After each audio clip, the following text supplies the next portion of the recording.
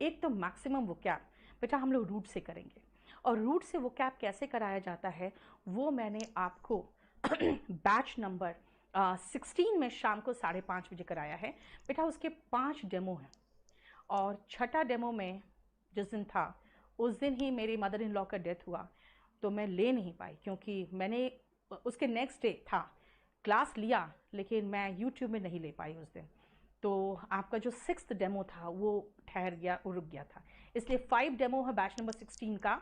उसमें आपने देखना सारे बैच नंबर, ये वो कैप 20 शीट है, उसमें मैंने पूरा रूट से कराया है।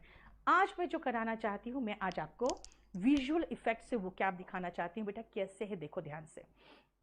सबसे पहले रिमेंबर, मैं कुछ चीज़ें हैं ना अपने दिमाग में फिट करती हूँ, किसी फीचर के साथ, किसी फिगर के साथ, या उसके साथ कुछ देख के कोशिश करती हूँ उसको अपने दिमाग में फिट करने का। देखो जरा ध्यान से,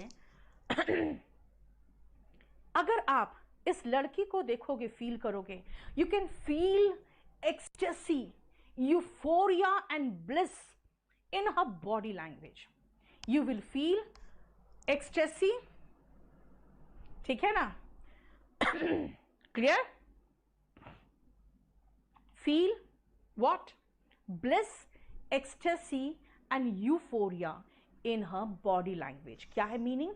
A feeling of great happiness and excitement. Remember, मैंने बगल में n लिखा है, n का मतलब हो गया नाउन, यानी ये नाउन के जगह पे होगा, जहां पे नाउन होगा उसके जगह पे होगा। एग्जाम्पल देखो, the first 6 months of marriage were sheer bliss, है ना? क्लियर? क्या मतलब? मैंने एक बार एग्जाम्पल यही बताया था कि कंप्लीट और फिनिश में यही फर्क है कि 6 months you feel that I am complete, and after 6 months और 1 year of marriage you feel I am finished. आ जाओ, शेयर ब्लिस, ब्लिस का मतलब क्या हुआ? हैप्पीनेस, ठीक है? My father was in ecstasy when I passed the exam. देखो, मेरे फादर बहुत खुशी में थे, एकदम परम आनंद में थे when I passed the exam. I was in a state of euphoria when I won the match. सब में 3 एग्जाम्पल में तीनों का किया है मैंने। देखो बेटा, वो क्या बुक जो आएगा ना, देखो बेटा मैं अभी स्पोकन का खत्म कर रही हूं, उसका जो डिक्शनरी है ना उसको खत्म करने में मेरा दिमाग खराब हो रहा है।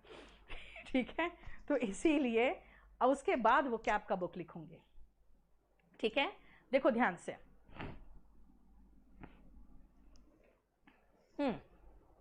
सो bliss, yes, 9-day wonder, yes Anushka, ठीक है?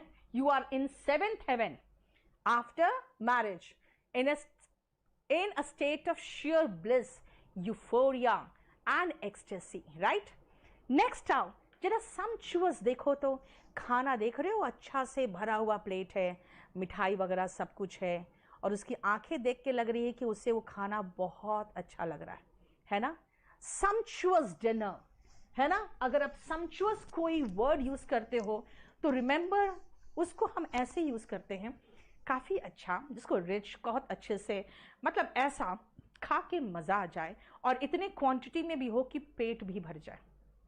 अगर मैं डिनर के साथ लगा रही हूं sumptuous वर्ड, तो इसका मतलब है satisfying, महंगा, very impressive, rich and expensive also. मैंने कहा ना उसमें काफी ड्राई फ्रूट्स भी दिख रहा है, उसमें ऐसी चीजें दिख रही है जो देख के ये लड़के को बहुत अच्छा लग रहा है।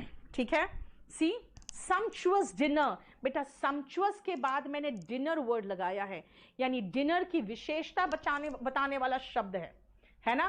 तो वो एडजेक्टिव होगा। नेक्स्ट, बेलिजरेंट, जरा देखो दोनों को, पिटाई, मारपीट, एक दूसरे को हमला कर रहा है ना?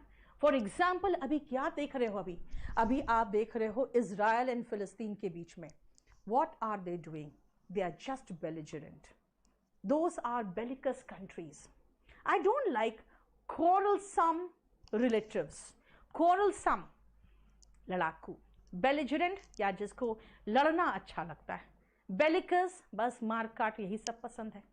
There are many countries in this world that are bellicose, belligerent, quarrelsome. They are not peace loving. इसलिए याद रखना, पीस लविंग का मतलब जो शांति पसंद करते हैं, उसका उल्टा हुआ ना, देखो, engaged in a war or fight, meaning देखो जरा ध्यान से, he is in a belligerent mood, वो लड़ने के मूड में है ना, his bellicose behavior turn his friends into foes. उसका जो bellicose behavior, देख रहे हो, मूड के पहले लगाया, बिहेवियर के पहले लगाया.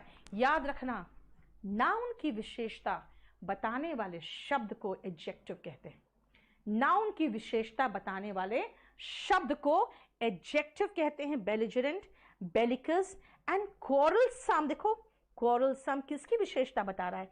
इस लड़के की, कि वो क्वारलसम हो जाता है, बिकम्स क्वारलसम, है ना, आफ्टर ड्रिंकिंग, शराब पीने के बाद. Friends into force. बेटा, फोर्स का मतलब होता है एनिमी. फ्रेंड का मतलब समझते हो ना, फ्रेंड का उल्टा फोर्स होता है. याद रखना, दोनों ही एफ से है. Friend, force, friends, force. देख रहे हो, एडजेक्टिव है. Belligerent, bellicose and quarrelsome. बताओ, ठीक है. नेक्स्ट आओ, देखो क्या है ये, क्या हुआ. देखो, स्लिद, स्किड एंड स्लाइड. देखो, स्लिदर, स्किड एंड स्लाइड. आप जानते हो ना, स्लाइड में आप जब चढ़ते हो तो ऐसे ही फिसलते हो, है ना. ये तो बेचारी सड़क पे ही फिसल गई. स्किड, कभी कभी आपकी गाड़ी स्किड करती है जब रोड में बहुत ज़्यादा बर्फबारी होता है कहीं पर, तो कई बार गाड़ियां बहुत दूर तक फिसलती चली जाती है ना. देखो, शी स्लिदर्ड एंड फेल डाउन. गिर गई. और देखो, स्लिदर्ड का मतलब क्या होता है? फिसल जाना. And fell down. ठीक है. If your tyre start to skid, यानी अगर आपके टायर स्किड करने लगे. स्किड का मतलब क्या होता है? फिसलना. तो कहते हैं भाई ब्रेक्स को ईज करो. कई लोग जब फिसलने लगते हैं तो डर के मारे और ब्रेक लगा देते हैं और फिसलने लगती है गाड़ी. इसे कहते हैं ब्रेक्स को ढीला छोड़ो अगर आपकी गाड़ी स्किड कर रही है तो. It will slide on the slippery ground. कोई चीज स्लिपरी ग्राउंड है तो भाई ये स्लाइड कर जाएगा, उस पर फिसल के आगे बढ़ जाएगा. सी, क्लियर. फोर्स का बेटा फ्रेंड्स हुआ ना, है ना. क्लियर. नेक्स्ट बेटा, यही बैच है ये वाला, ध्यान रखना. 17 में आज से शुरू हो रहा है. कैलीग्राफी, ध्यान से सुनना बेटा. कैली रूट है, याद रखना इस रूट को अच्छे से. कैली का मतलब होता है, जहां भी दिखे समझ जाना, ब्यूटिफुल, सुंदर. कहीं भी दिखे समझ जाना ब्यूटिफुल. और ग्राफी वर्ड कहीं भी दिखे समझ जाना राइटिंग में. तभी तो ईसीजी क्या होता है? इलेक्ट्रोकार्डियोग्राफी. आपके जो हार्ट बीट है उसको रिटन फॉर्म में, तो ग्राफी ही तो हुआ. राइट. क्लियर. बोलो. क्लियर. देखो, beautiful writing, calligraphy. Have a fantastic day. देखो तो कितना स्टाइलिश फॉर्म में लिख रहा है ना. देखो, ये क्या है? सुंदर लेखन कला, है ना.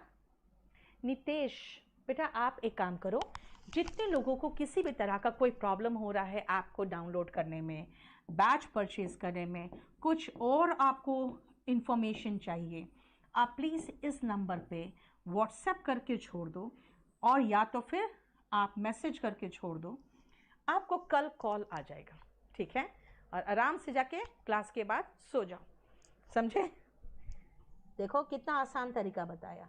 हालांकि आप चाहो तो 955510 ये सुबह खुलता है. 5551 8888 पे कल कॉल कर सकते हो. नहीं तो इसमें व्हाट्सएप कर दो, आराम से सो जाओ, कल आपके पास कॉल आ जाएगा. ठीक है. देखो, calligraphy, art of beautiful hand writing. Generally में बच्चे क्या करते हैं ना, जब गर्मी की छुट्टियां होती है, 2 साल से तो ऐसी छुट्टी है ना, दे गो टू लर्न कैलीग्राफी. देखो, ठीक है. बोलो कोई प्रॉब्लम यहां तक? नेक्स्ट आओ, अभी जो मैंने आपको शुरुआत में वर्ड बताया था ब्लिस, अब मैं उसका एडजेक्टिव फॉर्म बताऊंगी। मैंने फर्स्ट में बताया था आपको ब्लिस, ब्लिस का एडजेक्टिव फॉर्म होगा ब्लिसफुल। एक्सटेसी बताया था, इसका सिनोनिम अगर मैं एडजेक्टिव में कहूंगी तो एक्सटेटिक। और यूफोरिया बताया था तो मैं कहूंगी यहां पे यूफोरिक। बेटा वहां पे मैंने नाउन पढ़ाया था, अब मैं एडजेक्टिव पढ़ाऊंगी तो मैं कहूंगी आई वॉज एक्सल्टेंट, है ना, आई वॉज एक्सटेटिक, है ना, यूफोरिक, यूफोरिक यूफोरिया से बना हुआ एडजेक्टिव है यूफोरिक, है ना। देखो ये सारा क्या है, ये एडजेक्टिव है। ब्लिस का मतलब हैप्पीनेस था तो ब्लिसफुल का मतलब हैप्पी हो गया, यानी ये सब का मतलब है हैप्पी, वेरी हैप्पी। ठीक है, जैसे किसी को आप कहते हो हैप्पी मैरिड लाइफ तो क्या कहोगे, ब्लिसफुल मैरिड लाइफ। समझ में आया, आप उसको अगर हैप्पी वर्ड के रूप में यूज कर रहे हो। I was in great ecstasy कहा था वहां पे, अगर एडजेक्टिव के फॉर्म में कहोगे तो कहोगे आई वॉज एस्थेटिक। देखो clear, when you are very happy you are ecstatic, euphoric. ठीक है, और एक बात बताओ बेटा, this batch is for SSC, bank PO, TGT, PGT and air force, NDA and all. एक बात बताओ, do you feel that you are going to use these words in spoken English? You will never. क्या कहोगे, I was very happy.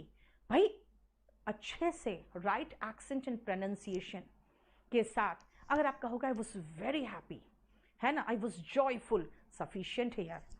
इसीलिए ये सारे words आप use नहीं करते हो अगर आप डेली लैंग्वेज की बात करते हो तो, राइट। नेक्स्ट आओ, ये देखो मेरा 19 मई को स्पोकन का बैच आ रहा है, दोपहर में इसका भी डेमो शुरू हो जाएगा। तो याद रखना वेंसडे को 3:30 बजे स्पोकन का रहेगा और रात को 10 बजे आपका इस बैच का रहेगा। ठीक है, क्लियर। देखो नेक्स्ट, देखो क्या है वर्ड, नेस्टी, है ना। अगर आप किसी चीज को टेस्ट किए तो मुंह बना के कहा नेस्टी, मतलब बहुत गंदा, राइट। अगर कोई किसी का आदत गंदा है, वो अंगुली चबा रहा है, नाखून चबा रहा, कहेंगे नेस्टी हैबिट्स, या नाखून चबा रहा है ना, नेस्टी हैबिट्स। तो बाइटिंग क्या हुआ बाइटिंग नेल्स कहते हैं उसको। ठीक है, सुनो, अगर कोई बहुत गंदा सा कहीं से स्मेल आया, कहेंगे नेस्टी स्मेल, इसका मतलब बहुत बैड स्मेल, है ना। सो रिमेंबर, कोई भी बहुत बैड की बात करते हो, चाहे वो अश्लील हो, टेस्ट में गंदा हो, स्मेल में गंदा हो, किसी का हैबिट में आपको पसंद नहीं आ रहा है, आप कहते हैं जैसे ना छी, यक, है ना, वही चीज, उसके लिए आप जो वर्ड यूज करते हो उसको कहते हैं नेस्टी। देखो ये भी एडजेक्टिव है, तभी तो मैंने कहा नेस्टी हैबिट, या फिर मैंने कहा नेस्टी टेस्ट। देखो the coffee had nasty taste, समझ में आया। अब जरा देखो, इस ये जो बोल रहा है बेटा वो हम लिख नहीं सकते हैं, तो आप देखोगे जनरली ऐसा साइन बना देता है ना। जब मुझे भी गाली देना होता है किसी को ना, तो गाली तो लिख नहीं सकते और ना बोल सकते हैं, तो मैं क्या करती हूँ, मैं भी ऐसा कुछ कुछ साइन बना के भेज देती हूँ, अगला समझ जाता है कि हाँ मैडम ने बहुत ज़बरदस्त गंदी गालियाँ दी हैं। ठीक है, सो what is this, you will say oh ma'am has turned abusive, मतलब जब आप किसी को देखते हो कि बहुत गाली गलौज करने लगता है तो क्या कहते हैं, डोंट अब्यूज, गाली मत दो। यू आर वेरी अब्यूसिव, मतलब तुम बहुत ही, तुम्हारी जुबान बहुत गंदी है, तुम गालियां देते हो, है ना, एब्यूसिव। विट्रियोलिक, विट्रियोलिक का मतलब यही है, सेम चीज है, जो बहुत गंदा, मतलब जिसको कह सकते हैं एब्यूसिव है। इसका मतलब जब आप ऐसे वर्ड्स यूज कर रहे हो जो हिंदी में, जो हम एक और वर्ड यूज करते हैं अनपार्लियामेंट्री हो। अनपार्लियामेंट्री का मतलब पार्लियामेंट में बैठ के ऐसे वर्ड्स यूज नहीं कर सकते आप, है ना। हाँ बेटा मैं वही करती हूँ। देखो बात क्या है ना, पहले यूट्यूब वगैरह में क्या था ना, नहीं पहले फेसबुक वगैरह में क्या था कि वो तुरंत ही दूसरा बना के आ जाता था अपना आईडी, है ना। तो पहले क्या होता था कि फिर वो किसी और आईडी से फिर किसी और आईडी से तंग करता था। अब मैं कुछ नहीं करती। देखो बेटा, when you grow up you become really peaceful. अब मेरे से कोई आर्ग्यूमेंट करता है तो मैं कहती हूँ बेटा अगर आप कहोगे हाथी उड़ता है, मैं कहूँगी बिल्कुल उड़ता है। I don't argue because I know कि जिनको मेरे पर भरोसा है वो हमसे आर्ग्यू करेगा नहीं, और जिनको भरोसा नहीं है उससे चाहे जितना आर्ग्यू कर लो वो मानेगा नहीं। क्यों अपना खून जलाए, है ना। हमने अपनी लाइफ में बहुत खून जलाया, बहुत खून जलाया। बेचारी एक तो खून जला जला के मर गई, लेकिन उनका भी कुछ नहीं हुआ। तो फायदा नहीं है, आप किसी से आर्ग्यू, कोई फायदा नहीं है। Live your life peacefully. बहुत मुश्किल है पीस मिलना, ठीक है। आपके लाइफ में बहुत समस्याएं आएंगी, इतनी समस्याएं आएंगी ना कि अपने आप को हैरास करना सबसे बड़ा पाप है इस दुनिया में, मैं तो ही मानती हूँ। So live peacefully, but when you turn very angry you become vitriolic, है ना। Sometimes you use abusive language, that means you use unparliamentary language. Unparliamentary समझ में आ गया ना भाई, जो पार्लियामेंट में बोल के बैठ के जो लैंग्वेज हम नहीं यूज कर सकते। देखो, good manners ban abusive language. The newspaper launched a vitriolic attack on the minister. Minister पे बहुत ही आक्रामक हमला कर दिया। क्लियर। नेक्स्ट आओ, चलो ये कंपल्सरी इंग्लिश का भी एक क्लास में लूंगी और आपको दिखाऊंगी आपको कितना इंग्लिश आता है। चलो देखो इस कुत्ते को, मेरी लाइफ में भी दो दो कुत्ते हैं, एक जर्मन शेपर्ड है और एक गोल्डन रिट्रीवर है। और मुझे सांस की बीमारी है और मुझे कुत्तों से बिल्कुल जब पास में आता है तो मेरा सांस का प्रॉब्लम बढ़ जाता है। लेकिन मेरा अपने घर में मेरा कुछ नहीं चलता। मेरा बेटा ने दो दो कुत्ते पाल रखे हैं और दोनों का बिल्कुल वो ध्यान नहीं रखता। वो अपना ध्यान रख ले, बहुत बड़ी बात है। बैच वैलिडिटी बेटा 1 साल ही है। चलो देखो, इस तरह से जिसको उठा के वो खींच के ले जा रहा है और ये बंदा हिलने को तैयार नहीं है, ये क्या है, ये ऑब्स्टिनेट है। See this obstinate dog, he is so stubborn, है ना। The man is really pissed off and he cannot tolerate his adamant, the dog's adamant nature. Adamant, stubborn, बेटा stubborn लिखते हैं, stubborn होता है। headstrong, what is head या दिमाग, strong मतलब ढीठ, जैसा दिमाग में फिट हो गया कि भाई मैं हिलूंगा नहीं, वो stubborn होते हैं। adamant, headstrong and obdurate, देखो बेटा सारे के सारे एडजेक्टिव हैं, ये सारे वर्ड्स आप देखो सब का सब एडजेक्टिव है। and Ziddi, the baby is obstinate. The dog, here you can see the dog here is obstinate, means बहुत ढीठ। कई बच्चों को देखते हो ना किसी दुकान में उसकी माँ खींच के ले जा रही है, लेकिन उसको एक खिलौना दिखा के वो लेट जाता है, फैल जाता है वहां पे, है ना, उसको लेने के लिए। नहीं मन करता पकड़ के 2 थप्पड़ और वहीं पर लगा दो, नहीं, किसी दूसरे के बच्चे को मन करता है कई बार मुझे लगाने का, जब वो ढीठ पना देखती हूँ तो। चलो, stubborn, adamant, headstrong and obdurate, इसका मतलब होता है obstinate यानी कि जिद्दी, ढीठ, ठीक है। See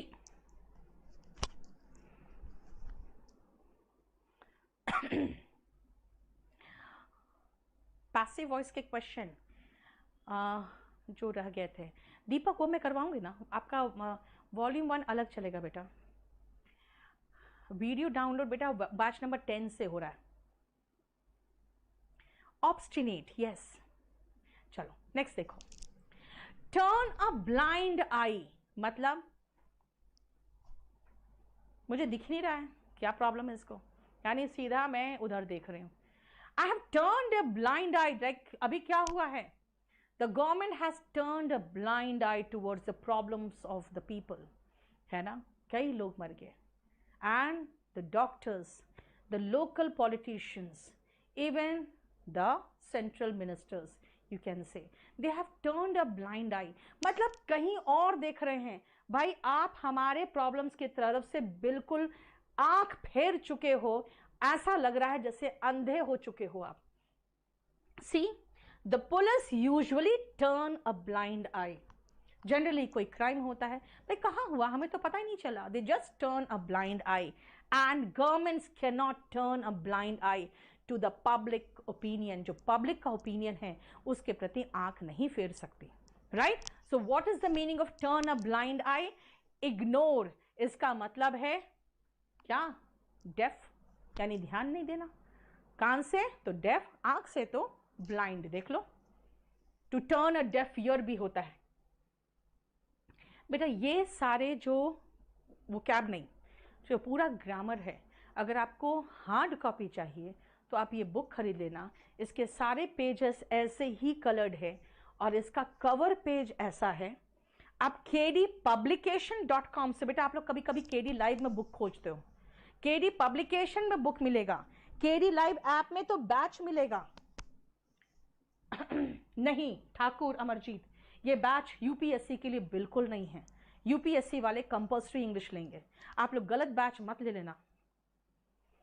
how old is my child गर्व? ही इज अराउंड 12-13 है ना, 12 और 13 के बीच में। चलो नेक्स्ट आओ, एंग्शियस। देखो ज्यादा पूछोगे ना बेटा वाइफ को तो ऐसे ही एंग्शियस और स्ट्रेस्ड दिखेगी, पता है? देखो देखो क्या है, nervous especially about what may happen. Parents are naturally anxious for the children. अपने बच्चों के प्रति वो naturally anxious होते हैं। yes बेटा, एसएससी का बैच के लिए बिल्कुल सफिशिएंट। मैं आपको बता देती हूँ, रुको अभी 1 मिनट। यू सीम स्ट्रेस्ड, यानी आप स्ट्रेस्ड दिख रहे हो। हम लोगों ने 17 पेज तक इसमें देखा है, ठीक है? अब देखो ध्यान से, नेक्स्ट पेज सुनो। मैं आपको इतना कुछ सोच के बना के क्यों ला रही हूं? आपको सिर्फ इसलिए लेके आ रही हूं ताकि आप बेटा, एक तो आप 5:30 बजे का बैच नंबर 16 का डेमो देखना, उसमें मैंने सारा रूट से कराया है ना। 20th नंबर जो शीट है, 1 से 20 तक शीट क्लास में कराती हूँ, वो कराया उसमें। और कुछ ऐसे वोकैब मैं कराऊंगी जिसमें करीबन मेरा 6 तैयार हो चुका है GIF, इसको भी बहुत अच्छे से करवाऊंगी। चलो ध्यान से देखो, ये देख के आपको महसूस हो रहा होगा कि जब आपकी फ्रेंड या गर्लफ्रेंड किसी दूसरे लड़के से कहीं बात कर रही होती है तो छुप के ऐसे ही टेढ़ी नजर से और ऐसे ही बना के देखते हो ना। जरा देखो, यही है ना, सुनो, ऐसे ही देखते थे ना तुम जब वो दूसरी लड़की से बात करती थी तो मैं अपने स्टाफ का है ना कुछ कुछ चीजें जानती हूँ तो उसको चिढ़ाती हूँ। चलो लाइक शेयर एंड सब्सक्राइब करो। सबसे पहले लाइक शेयर एंड सब्सक्राइब करो, फिर मैं आगे बढ़ूंगी। आ जाओ सुनो। When you feel jealous का मतलब याद रखना, इंग्लिश में कुछ कुछ कलर है जो हिंदी से मैच नहीं करता। जैसे कहते हैं गुस्से से लाल होना, हिंदी में है, इंग्लिश में भी है, रेड विथ एंगर, ठीक है, रेड विथ एंगर। उसके बाद डर से पीला पड़ना, तो वो भी है पेल विथ फियर। बेटा मैं कहती हूँ, आज जिस चीज के लिए रो रहे हो ना, कल आप उसको सोच के ना मुस्कुरा दोगे, क्योंकि वो आपकी लाइफ का ना बहुत इंटरेस्टिंग और ऐसा पार्ट होगा जो बाद में आपको गुदगुदाएगा। इसीलिए सब कुछ दिल पे मत लो यार, बेचारा दिल इतना कमजोर होता है कि हार्ट अटैक आ जाता है, ठीक है ना, उसको भी जीने का मौका दो। इसीलिए take life as it comes, बहुत टेंशन नहीं लेने का। लाइफ भी बिल्कुल गर्लफ्रेंड की तरह है, जितना भाव दोगे उतना भाव खाएगी, इसलिए बिंदास जियो। चलो देखो ध्यान से, मैंने क्या कहा मैंने कहा red with anger and pale with fear. बेटा ये दोनों हिंदी टू इंग्लिश है ना, डर से पीला पड़ना, गुस्से से लाल होना। लेकिन अगर आप जेलस की बात करोगे तो वो हिंदी से रिलेटेड नहीं है, ग्रीन वर्ड है, ग्रीन विथ एनवी। एनवी मतलब जलन, यानी कि jealous, envious, green with envy एक इडियम है। और if I say what happened, you turned green, यानी अगर जैसे मैंने तुम्हें अपना रिजल्ट बताया, as soon as you heard my result you turned green, तुम तो बिल्कुल जल भून गए। तो मेरा क्या था, देखो मैंने क्या कहा, यू टर्न्ड ग्रीन। बेटा ग्रीन दो चीजें दर्शाता है, पहला कच्चापन, है ना। आप कहोगे मैम आ जाओ आप रियल एस्टेट में बहुत बढ़िया बिजनेस से बहुत कमा लोगे। मैं कहूंगी भाई I am green in that field, मुझे नहीं आता कुछ, यानी कि मैं उस फील्ड में कच्ची हूं। हरा होने का मतलब क्या होता है, कच्चा आम कैसा रहता है, हरा, है ना। लेकिन दूसरा ग्रीन का एक और मतलब है, वो है क्या, उसका मतलब होता है जलना।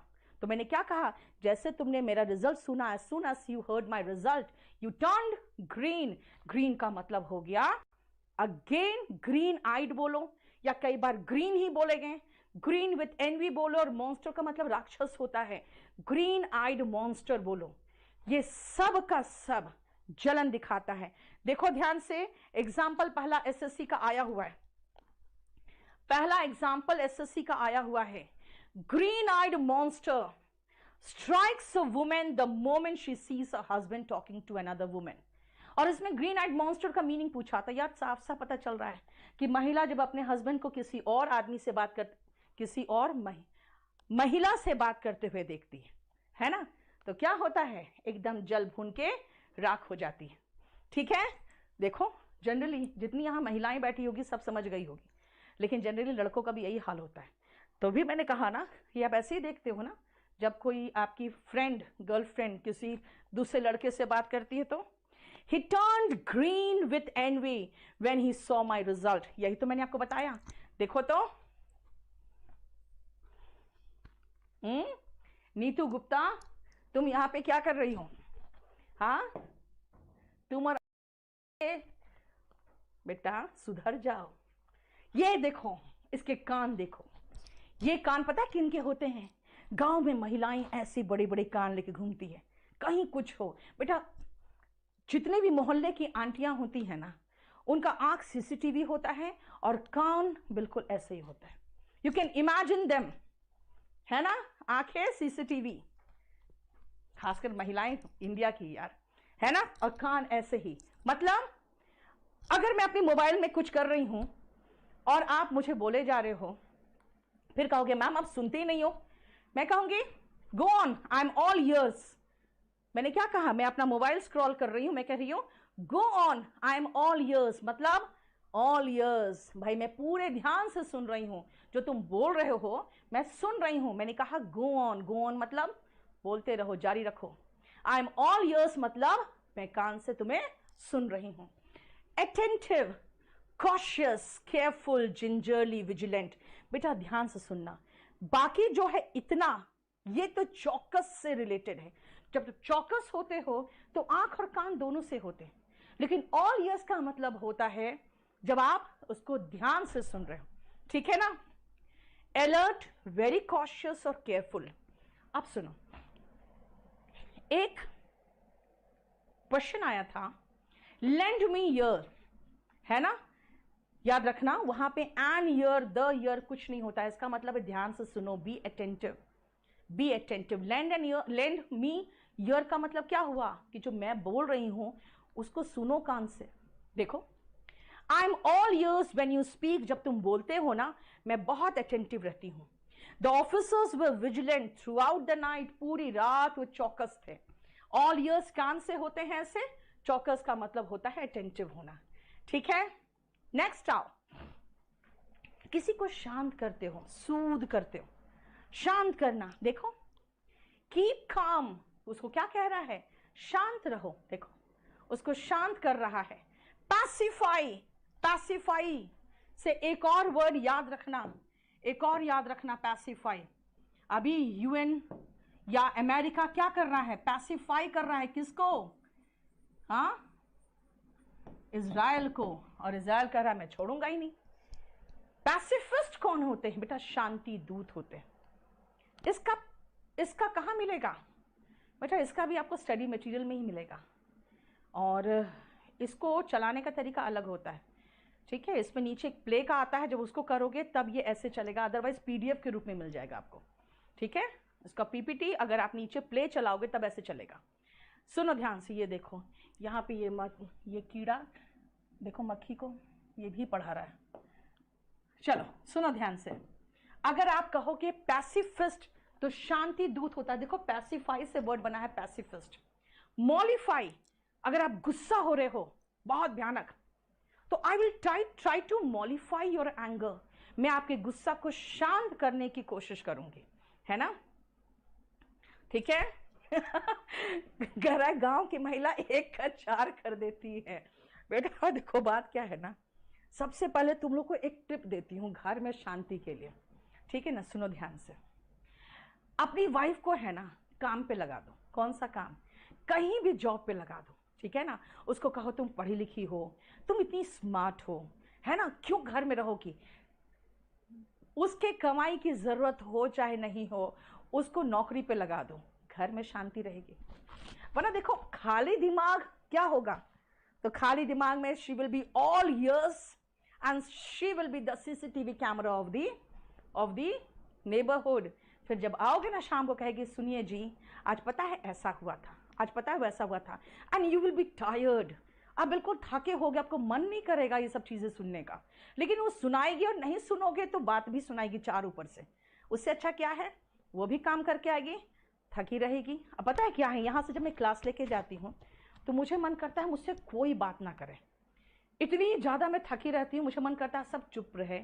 और उसके बाद कई बार ऐसी बात को लेकर मेरा बेटा मेरे पर एकदम सवार हो जाता है कि तुम तो बात ही नहीं करती हो। क्या बात करूँ यार, यहाँ से बात कर करके कुत्ते वाली हालत हो जाती है। और उसके बाद 6 घंटे 7 घंटे जब क्लास लेके ऑफिस से आती हूँ ना इंस्टीट्यूट से, तो अपने दोनों कुत्तों को देखती हूँ, एक जर्मन शेपर्ड है, एक गोल्डन रिट्रीवर है, ठीक है, क्या खा पी के दोनों आराम से नीचे एसी में पसरा रहता है। तो मुझे देख के लगता है यार अगले जन्म में मुझे कोई सी अमीर के घर का कुत्ता बना देना, नीतू सिंह नहीं बनाना।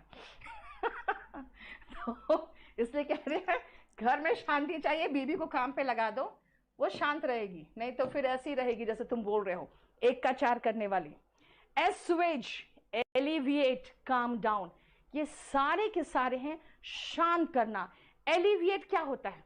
मिटिगेट, ठीक है, एलिविएट, मिटिगेट, शांत करना, कोई चीज कम करना। जैसे अगर आपको मैं कोई दवा दूं और थोड़ी देर में पूछूं बेटा कैसा लग रहा है, आप कहोगे it has mitigated my pain, यानी दर्द कम कर दिया। मिटिगेट कम करना, एलिविएट, एस्वेज, मॉलिफाई, समझ में आया? देखो कोई प्रॉब्लम है तो बताओ, नहीं क्लियर?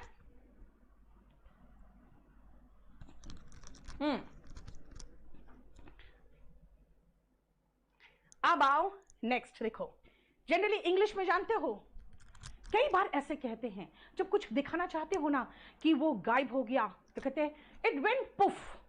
ये जो वर्ड है ना पुफ, बेटा ये एक्सक्लेमेटरी वर्ड है फॉर समथिंग जैसे गायब हो जाना।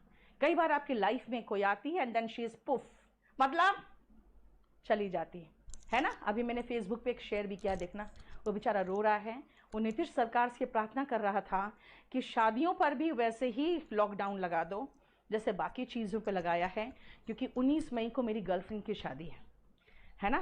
तो बहुत सारे लड़के, उसका नाम पंकज है, बहुत सारे लड़कों ने लिखा है नीचे कि आज 19 मई है, आज पंकज उदास है।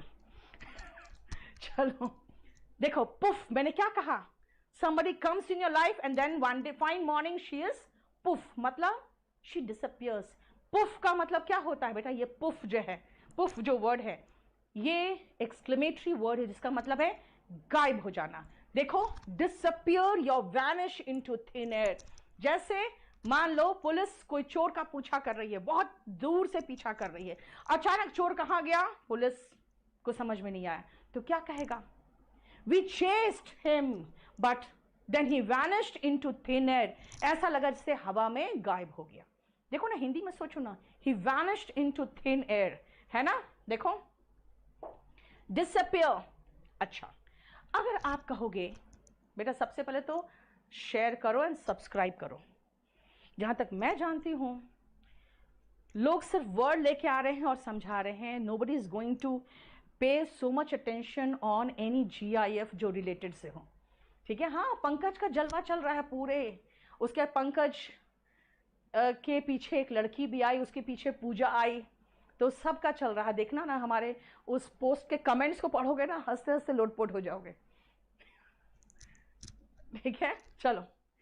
एफेमेरल एंड एवरनेसेंट, देखो कुछ ऐसे फूल होते हैं बेटा जो सुबह खिलते हैं शाम को मुरझा जाते हैं, तो क्या कहोगे? These flowers are ephemeral, एवरनेसेंट।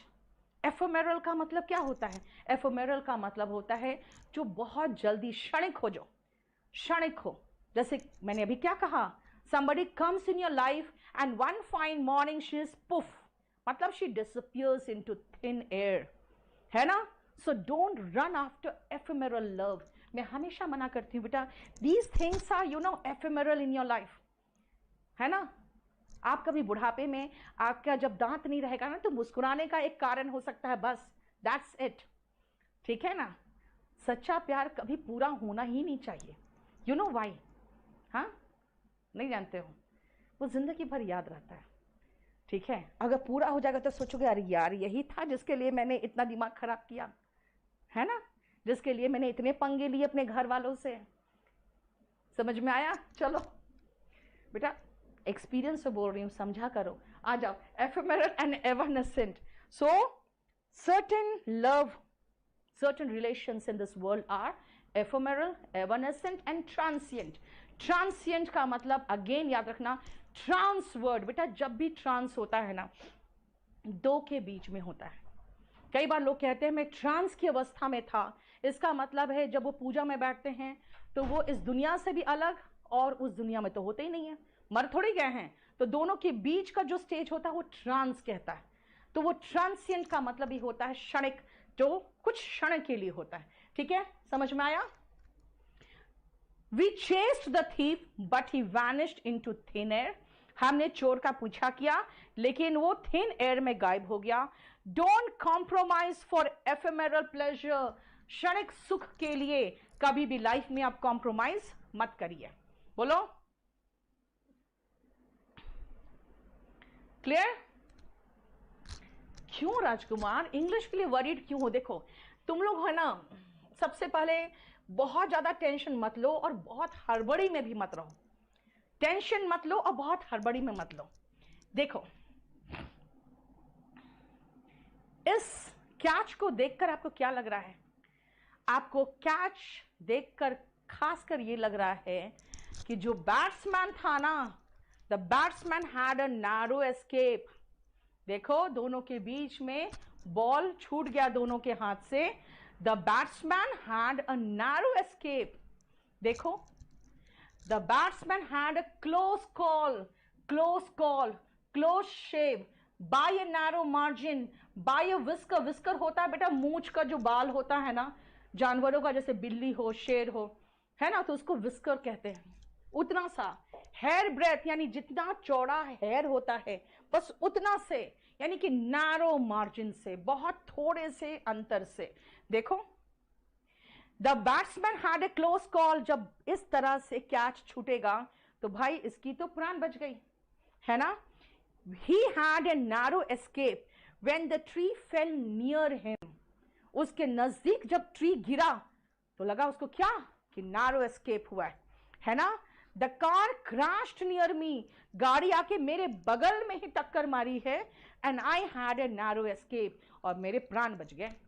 ठीक है, बहुत थोड़े से मार्जिन से बचना इज नैरो एस्केप। देखो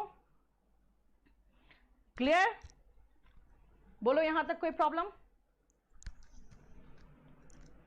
नेक्स्ट आओ,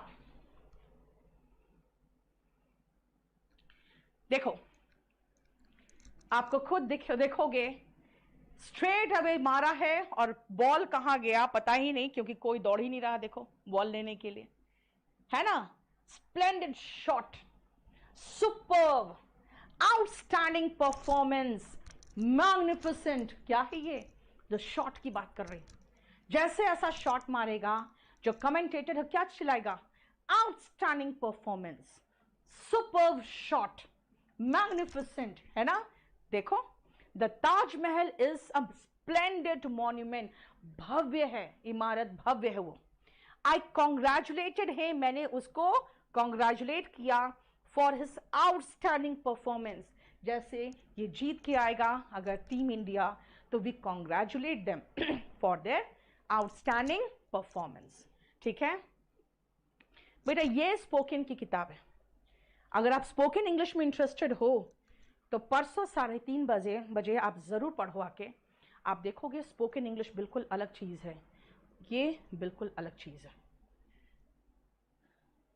ठीक है, नेक्स्ट आओ, देखो ध्यान से, देखो किस तरह से स्ट्रेट क्लीन बोल्ड है ना। कोई गलती दिख रही है आपके इस बॉलर के परफॉर्मेंस में? जरा सा भी गलती लग रहा है आपको? लग रहा है इसने कुछ भी गलती की है ना? इससे ज्यादा अच्छा परफॉर्मेंस क्या होगा यार। इसीलिए जब आप बहुत बढ़िया लिख के दिखाते हो, कहीं मैं एक पेन नहीं रख पाती हूं तो मैं लिखूंगी इमैक्युलेट वर्क। इम्पेकेबल मतलब फ्लॉलेस स्किन। आप चाहते हो रोज क्रीम मलते हो चेहरे पे, क्यों चाहते हो? एक दाग ना हो, है ना। फ्लॉलेस स्किन चाहते हो जिसमें फॉल्ट नहीं हो, गलती नहीं हो, वो फॉल्टलेस है। रूम एकदम चकाचक है, स्पिक एंड स्पैन है, जरा सा एक धूल का कण कहीं नहीं है। तो मैं क्या कहूंगी? The room is spick and span, है ना। स्नो वाइट कहानी मैं स्पोकन में देती हूं, स्नो वाइट का। स्नो वाइट की ब्यूटी कैसी थी? फ्लॉलेस। कैसा काम किया उसने यार? बहुत ऐसा काम किया है जिसमें कोई गलती ही नहीं दिख रही है मुझे। एकदम इम्पेकेबल एंड इमैक्युलेट टास्क है उसका। देखो example, she has an impeccable character. आप कहीं उंगली ही नहीं उठा सकते हो। ठीक है, your performance was immaculate. Immaculate adjective है, सारा देखो एडजेक्टिव है। टायर्ड टू डेथ मतलब बहुत थक गया बेटा। ठीक है, इतना कि जैसे लग रहा है अब एकदम मर जाऊंगे। देखो सारे सुअर देख रहे हो, है ना। क्या कहते हैं?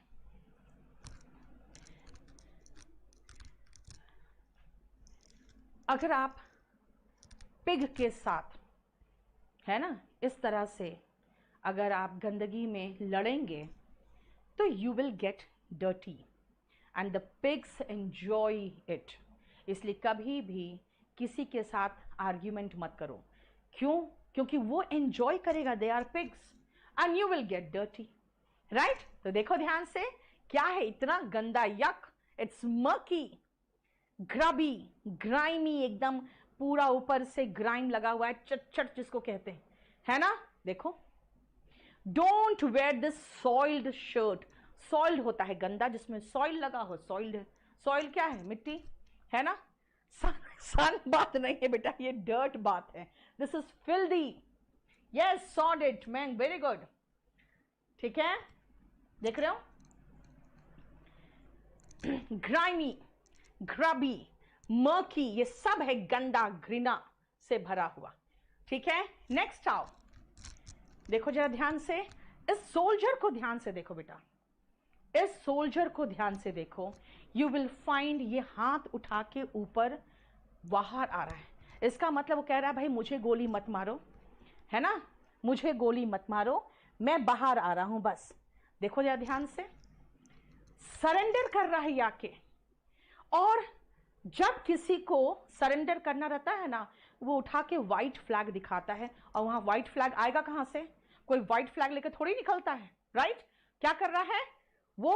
व्हाइट फ्लैग लेके बाहर नहीं निकल सकता, तो कुछ भी ऐसे से लहरा देगा कि भाई देखो हम सरेंडर कर रहे हैं। नहीं कुछ है तो हाथ ही ऐसे लहरा देगा, right. That means they have given up. This soldier and the whole army wants to surrender. They have yielded. They are showing the white flag. Capitulate, relinquish, give up. सब का मीनिंग है छोड़ देना, आत्मसमर्पण कर देना।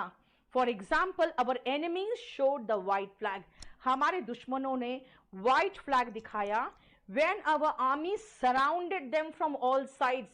जब हमारे आर्मी ने चारों तरफ से उनको घेर लिया। I won't yield unless I win. जब तक मैं नहीं जीत जाऊं तब तक मैं नहीं छोड़ूंगा। इसका मतलब मैं सरेंडर